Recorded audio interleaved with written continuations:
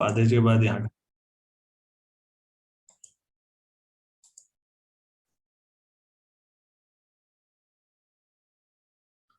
तो सबरिन के बारे में बताया था मैंने पिछले लेक्चर में आप लोगों को।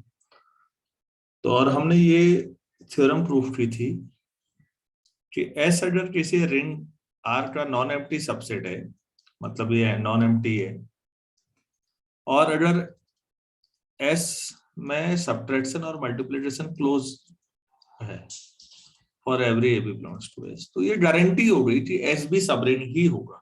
बाकी कुछ लंबा चौड़ा तामझाम करने की जरूरत नहीं, इतना ही पर्याप्त है और इतना ही आवश्यक भी है।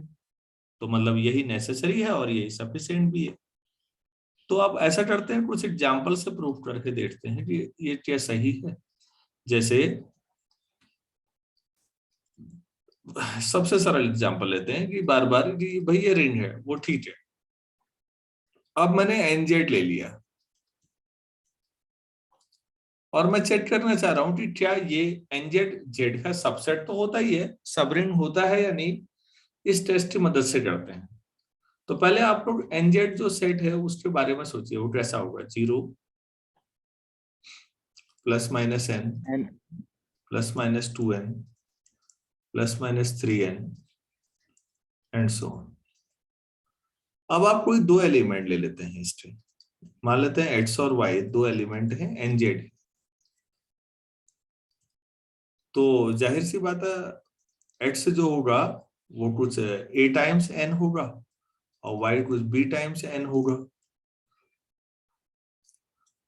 ए और बी भी इंटीजर होंगे, ऐसा होगा ना। तो आप एक्स माइनस वाई कैसा होगा सोचिएगा। A N minus B N, मतलब ए माइनस बी टाइम्स एन। ए और बी अगर इंटीजर हैं तो उनका जो डिफरेंस होता है वो भी इंटीजर होता है, ऐसा हम जानते हैं। तो कोई सी एन टाइप का मान लीजिए, सी जो होगा वो ए माइनस बी हो जाएगा। तो इंटीजर इंटू एन अगर है तो वो गारंटी है कि वो इसी सेट में होगा। तो फिर ये सी एन एनजेड में होगा, मतलब एक्स माइनस वाई एनजेड में होगा। तो कोई भी दो ले लिया एलिमेंट आपने और दिखा दिया। दूसरा X into Y, A N into B N, तो A B N into N कर लेते हैं। अब एन भी इंटीजर है, ए और बी भी इंटीजर है, ए बी एन भी इंटीजर होगा या नहीं होगा। ए यस सर। और एन तीनों इंटीजर हैं, तीन इंटीजर का प्रोडक्ट भी इंटीजर आता है, तो ए बी एन इंटीजर होगा। तो ए बी एन इंटीजर है, मान लो डी है, हम डी मान लेते हैं ए बी एन को। तो जो डी एन होगा वो एनजेड को बिलोंग करेगा, मतलब एक्स इंटू वाई भी एनजेड को बिलोंग कर रहा है। भाई ये दो चीजें दिखाते ही आप कह सकते हैं सो nz under operation this and this is a subring। तो ये टेस्ट है आपको सबरिंग ऑफ दिस, आपके लिए चीजें बहुत आसान कर देता है। अब आपको वो सारी प्रॉपर्टी जो रिंग की थी वो दिखाने की जरूरत नहीं है। आप ये देख लीजिए, इसमें सब्ट्रैक्शन और प्रोडक्ट अगर क्लोज्ड है तो ये आपके पास सबरिंग होगी। तरीका समझ में आया? अगर एग्जाम में सबरिंग का क्वेश्चन आता है तो यस सर। चलिए ठीक है, मैं एक क्वेश्चन और करता हूं इसमें।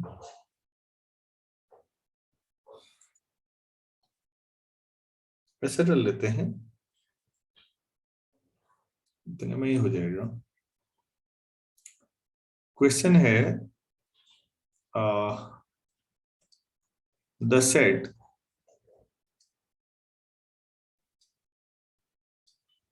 A0 0 B, ऐसा ले लेते हैं मैट्रिसेस 2x2 के। ए और बी इंटीजर है,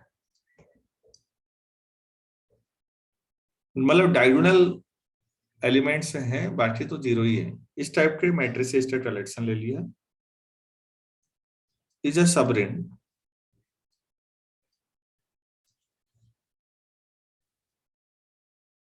of the ring of all 2x2 matrices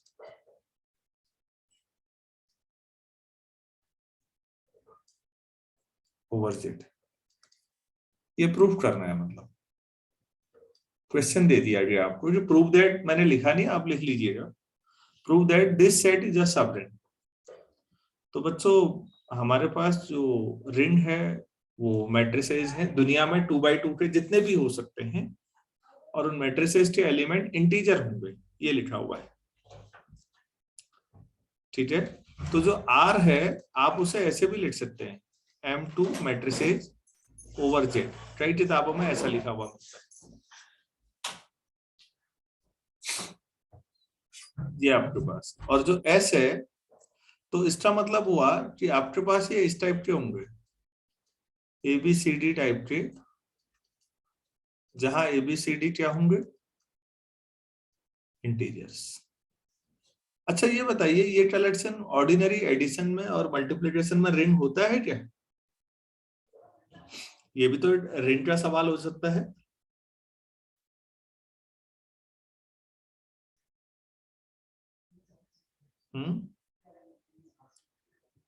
sir ring है। अच्छा रिंग है, ठीक है, ये रिंग वाले केस में हमने बात की होगी इस पर। तो अभी अब ये बताइएगा कि हमारे पास एस है जो दिया हुआ है, उसको मैंने एस कह दिया, एस ऐसा है 0 की, उसमें इस तरह के एलिमेंट है। हाँ कुछ कह रहे हैं सर बोलो बोलो।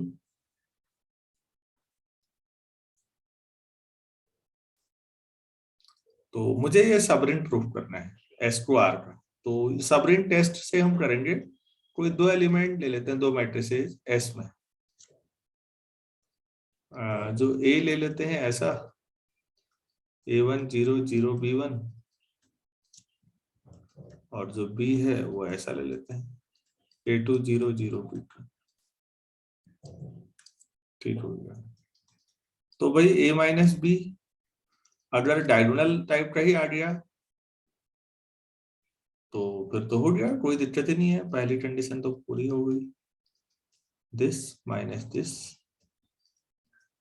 A2 0 0 B2, तो ये कैसा आएगा, A1 minus A2 0 0 B1 minus B2। अब आप ही लोग बताइए कि ये एस को बिलोंग करना चाहिए या नहीं?